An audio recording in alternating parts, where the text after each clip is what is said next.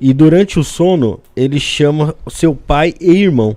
Tem 87 anos. Ele está perto do desencarne? Pode ser sincero. Olha, é difícil eu falar isso, mas alguém com 87 anos, mesmo que não tivesse provavelmente está provavelmente perto.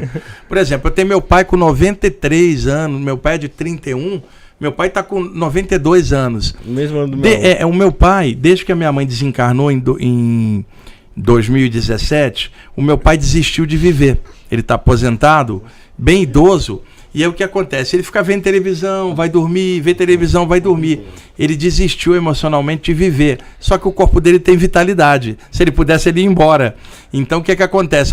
Uma hora dessa, o meu irmão caçula, que mora com ele, vai me ligar e falar assim, ó, o pai caiu duro, o coração parou, ou durante o sono ele foi embora. E isso é uma notícia previsível para alguém com 90 e pouco. Na situação dele. Então, no caso dela, eu não tenho como avaliar essa distância, mas qualquer pessoa, mesmo que não esteja com Pax, com 87, cara, você não espera que ela vive tanto tempo a mais. E a gente tem que ser bem claro e objetivo, tá? Eu tô esperando a notícia do meu pai ir embora a qualquer momento, isso há anos. Agora, tudo é relativo, vai que eu vou embora antes dele. O lance é, ninguém morre, isso é importante. Cara, eu lembro que o meu pai sempre falava pra mim, que via meu avô dormindo em casa, e ele ficava olhando, quando ele tava respirando devagarzinho, ele ficava olhando assim, ficava com medo dele não tá respirando.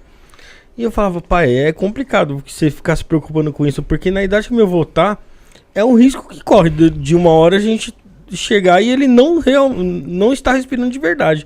Então é melhor não se preocupar com essas coisas aí, né? Não pensar muito nisso aí. Rafael, né? A verdade é, existe pena de morte na natureza, se chama nascimento. O que nasce um dia morre. Então pode ser com 80, 2 ou 10 anos. Vai embora.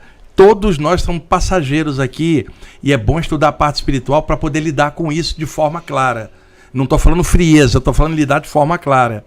Eventualmente o meu pai vai embora. Eu sei disso. Não é frieza e na hora que ele for ainda vou mandar uma luz para ele ir muito bem. Tá? Agora, enquanto ele estiver aqui, eu ajudo ele no que eu posso. Eu pago uma pessoa para cuidar dele todo dia. É o que eu posso fazer.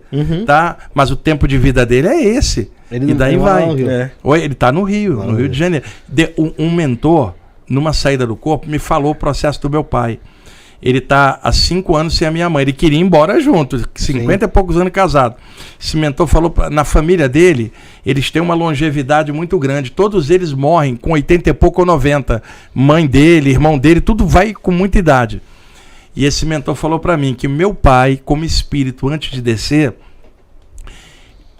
escolheu com os mentores dele, quando eu digo escolheu, dentro do limite do livre-arbítrio dele com os mentores, que ele queria ter uma encarnação bem longeva, que ele escolheu uma família que pudesse ter longevidade física, para que ele nos últimos anos ficasse sozinho. É a experiência dele, lidar com a solidão no final da vida. Ele arquitetou, viver muito tempo para no final a experiência é isso. Ele aqui embaixo ele não lembra, mas o mentor me falou que está dentro do processo dele, não é destino, é programação. Tá? E ele poderia ter encurtado isso, mas simplesmente é o processo dele. Eu vou lá visitar ele, ele não me reconhece mais. Assim, ele olha e faz assim. A minha filha vai lá, ele não a reconhece mais. Não está senil, tá? Mas ele não quer viver, ele quer ficar sozinho, cara. E já que eu falei nisso, a minha filha mais velha, Helena, 32, teve o bebê, eu sou avô agora. O bebê está com 1 mês, chama-se Ravi. Ela escolheu um nome indiano. Quero aproveitar o podcast e mandar um abraço pro meu neto, o Ravi, com 61 anos, virei avô. Pro Ravi e pra minha filha, a Helene, e o marido dela, o Rodrigo. Tá, um abraço. Tô aí agora com 1 mês, o bebezinho, tá bem espertinho, tá crescendo rápido. Mais um cara de lá encarnado, disfarçado de ser humano por uma vida cá embaixo. Um abraço então pra Helena, pro Rodrigo, pro Ravi. Então, como é que é ser avô, Wagner? Como é que foi essa sensação? Normal.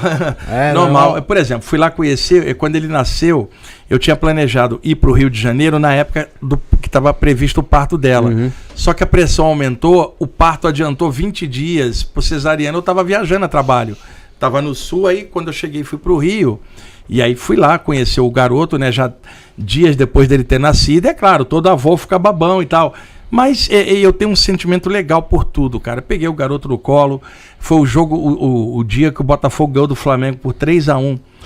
Semana passada, que eu fui conhecer o garoto, assisti o jogo com o garoto no colo, no meio de um monte de flamenguista, sou eu botafoguense.